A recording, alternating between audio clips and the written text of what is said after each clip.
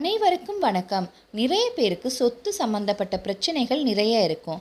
அந்த சொத்து பிரச்சனைக்கான பரிகாரத்தை தான் இந்த வீடியோவில் நம்ம பார்க்க போகிறோம். ஒரு மனிதன் தன் வாழ்நாளில் இறப்பதற்குள் கொஞ்சம் நிலத்தையாவது தனது சொத்தாக்கி கொள்ள வேண்டும் என்றுதான் அதிகமாக விரும்புகின்றான். வாங்கிய நிலமோ அல்லது வீடோ பிரச்சனைகளுக்கு உள்ளாகும் பொழுது அவன் மோசமாக பாதிக்கப்படுகிறான். இதிலிருந்து மீண்டு சொத்து பிரச்சனைகளால் அவதிப்படுபவர்கள், ஏமாற்றப்பட்டவர்கள் இந்த பரிகாரத்தை செய்தால் நல்ல பலன் தரும்.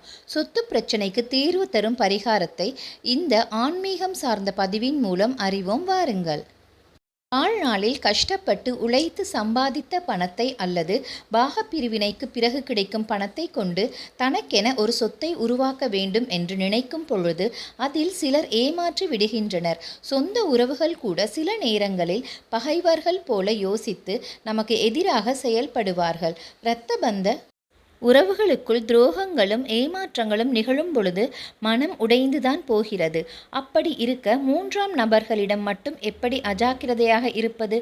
சொத்து விஷயத்தில் மட்டும் யாரையும் நம்பாமல் நமக்கான உரிமைகளை, உழைப்பை தக்க வைத்துக் கொள்வதில் எந்த தவறும் இல்லை.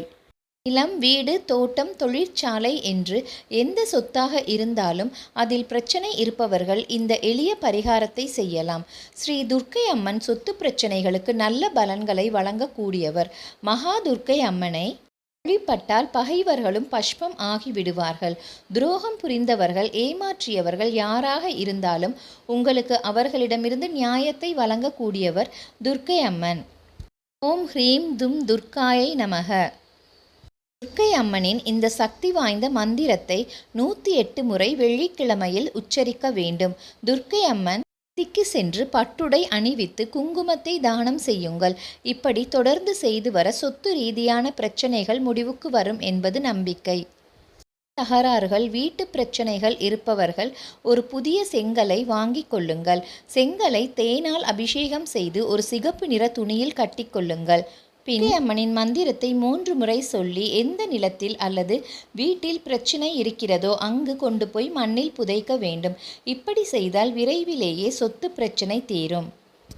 மற்றவர்களால் உங்களுடைய சொத்து அனைத்தும் பறிகொடுத்து நிற்பவர்கள் இதே போல செங்கலை தேனால் அபிஷேகம் செய்து ஒரு சிகப்பு துணியில் கட்டி அதை ஓடும் நீரோடையில் விட்டுவிடுங்கள்.